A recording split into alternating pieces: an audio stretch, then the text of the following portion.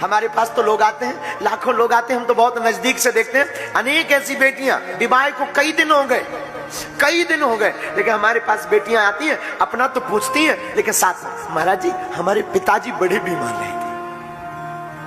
और बेटियों का प्रेम जितना पिता से होता है ना, किसी से नहीं होता, बहुत प्रेम होता है। रात को 2 बजे अगर पिता हारा थका पहुंच जाए ना, काम करके पहुंच जाए ना, एक घड़ी मां नहीं उठेगी, पुत्र तो उठेगा ही नहीं, पुत्र तो पड़ा रहेगा निकम्मा बना, लेकिन बेटी तुरंत फुदक करके जाएगी, दरवाजा खोलेगी, पापा पापा भूख लगी, तुम्हें भोजन बनाऊं। 2 बजे रात को भी वो तुरंत पापा पापा एक रोटी खा लो, फिर सो जाना। खूब थकी हो, खूब बुखार चढ़ा हो, पापा पापा ठीक हो आप। इसलिए मेरे भारत के लोगों, बेटियां वरदान है, ईश्वर का दिया हुआ, श्राप नहीं है। जिसके घर बेटियां होती हैं उसका घर मंदिर और अमीर आदमी का घर होता है। और मैं एक प्रार्थना करूं, मैंने कल परसों बताया भी था, फिर भी बताऊं।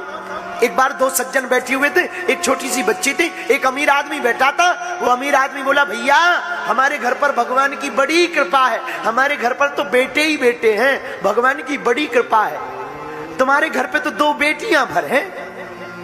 बेचारा जो दूसरा आदमी बैठा था उसने कुछ नहीं बोला, लेकिन उसके साथ में जो छोटी बेटी थी उसने कहा, अंकल अंकल अंकल अंकल एक बात बताएं, भिखारी के घर पर बेटियां नहीं होती हैं, जो दान देने की क्षमता रखता है उनके घर पर बेटियां होती हैं। बेटियां भिखारी के घर पर नहीं होती हैं, जो बेटी का दान करना जानता है उसके घर पर बेटियां होती हैं। तो मैं प्रार्थना करूं, मेरे भारत के लोगों, बेटियां कलेजा है।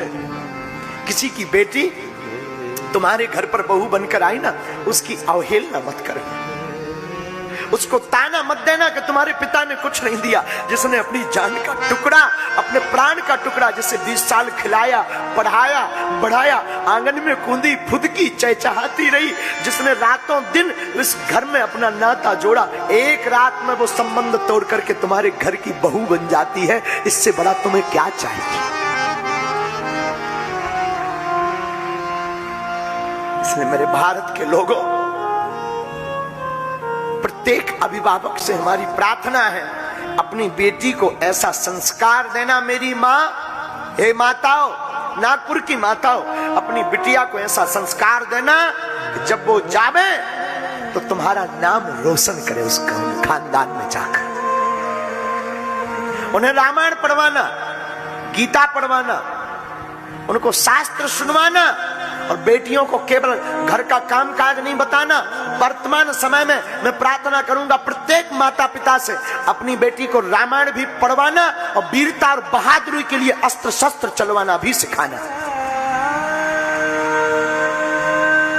ताकि कोई तुम्हारी बेटी और हमारी बहन और हमारी बेटी पर कोई अगर गलत निगाह से देखे तो उसकी आंखें निकालने की क्षमता रख सके।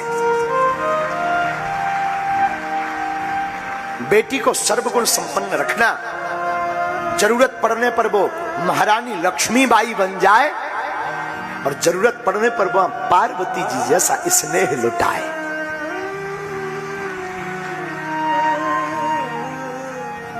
तो मेरा प्रार्थना है, जितने भी यहां अभिभावक बैठे, मां, हे मेरी माताओं, अपनी बिटिया को खूब शिक्षा दे, खूब। बिटिया, ससुराल जाना, ससुराल में तुम्हारा पति ही परमेश्वर है, बात बात पर लड़ना मत। बेटी, संबंध को चलाना है ना, अगर 2 बात कोई बोल भी देना, तुम्हारा पति तुमसे कुछ बोल भी देना, मौन हो जाना। याद रखना, जो व्यक्ति संबंध को चलाना जानता है ना, वो क्षमा करना जानता है। अगर कोई बार बार तुमसे क्षमा मांग रहा ना, बार बार कोई तुमसे माफी मांग रहा ना, बार बार तुमसे कोई सॉरी कह रहा ना, इसका मतलब ये नहीं है कि वो कमजोर है या वो गलत है। इसका मतलब ये है कि वो तुमसे ज्यादा केयरफुल है उस रिलेशन को आगे बढ़ाने के लिए।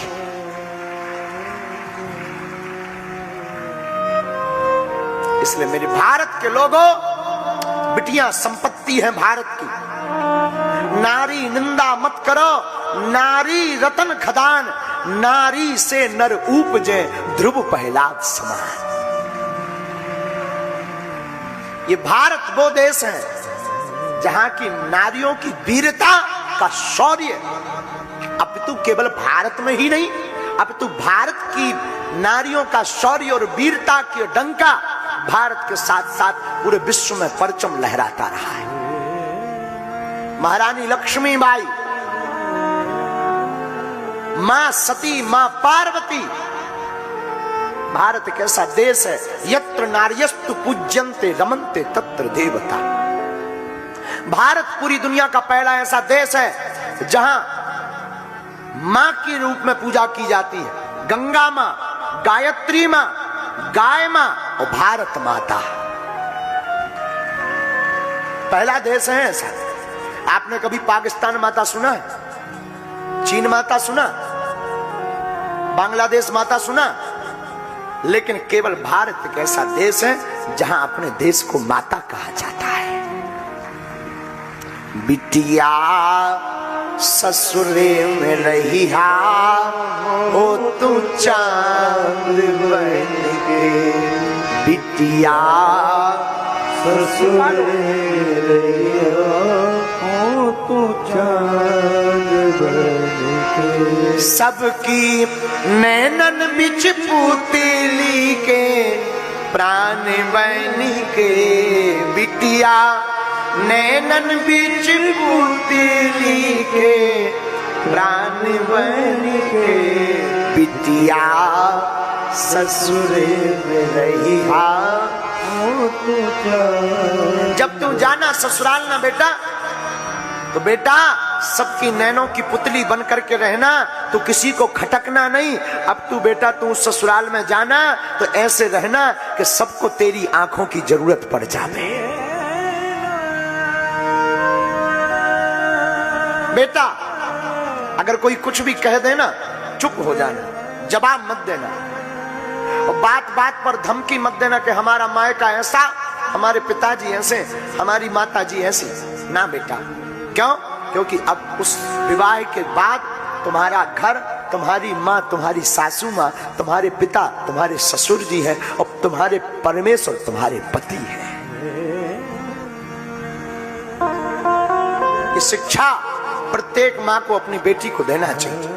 माँ पार्वती कोई साधारण नहीं है, जगत जननी भवानी है, अंबिका है, सबको पता है। पार्वती की माँ को भी पता है, नारद जी ने बताया भी। उमा अंबिका भवानी है, लेकिन फिर भी माँ अपना कर्तव्य नहीं भूलती। माँ गोद में बैठा रही, माँ पार्वती, मैना माँ अपनी बिटिया पार्वती को गोद में बैठाई है। कुछ देर में विदा होना है, सिर पर हाथ फेरते हुए कहती, बिटिया ससुरे में रहिया हो तो चांद बन के। जाओ बेटा जाओ, जाकर के खूब सबसे पाछे बिटिया खई हो। घर जाना तो पहले सबको भोजन कराना, फिर बाद में खाना। सबसे पाछे बिटिया खई हो, सबसे पहले बिटिया जगी हो। सबसे बाद में भोजन करना, और प्रातः काल बेटा तुम सबसे पहले जाग जाना। घर बाद में उठे, तू पहले उठना। जिस प्रकार कंजूस आदमी अपनी संपत्ति को छिपा करके रखता है ना, बेटी तुम अपने पति के घर जाना तो अपने अंगों को छिपा करके रखना। स्त्रियों का आभूषण है लज्जा। क्या है? क्षमा कीजिएगा, हम पहनावा के खिलाफ नहीं है। अगर हम कुछ बोलेंगे तो लोग कह देंगे महाराज आप स्वतंत्रता बाधित कर रहे हो, परतंत्रता में बेड़ियां डालना चाह रहे हो। नहीं नहीं, आप स्वतंत्र हैं, आपको जो पहनना है आप पहनो। पर हम एक बात बोले, हमारी भारत की नारियों का जो स्वाभाविक गुण है, जब हमारी भारतीय माताएं भारतीय वेशभूषा में पहन करके आती हैं तो साक्षात माँ और देवी नजर आती। हम पहनावा के खिलाफ नहीं है, आप जो पहनो आपकी मर्जी है। पर हम प्रार्थना करेंगे, हमारे भारत में बेटी को धन कहा गया, स्त्रियों को, माताओं को धन कहा गया। और हमारे भारत में माताओं की पूजा होती है। और इस भारत में जब माताएं भारतीय वेशभूषा पहनती हैं ना, तब साक्षात भगवती नजर आती। तो हमारी प्रार्थना है भैया, मां समझाती है, अच्छे से जाना। मां पार्वती खूब प्रसन्न होती हैं। अब विदा का समय आया, विदाई होनी है। बिटिया की विदा कैसे की जाती है, एक तो ये पिता या मां जानती।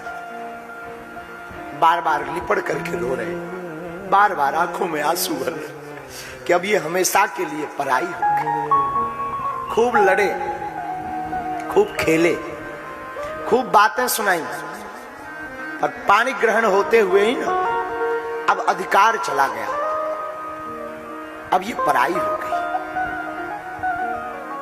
आंखों में सबके आंसू हैं।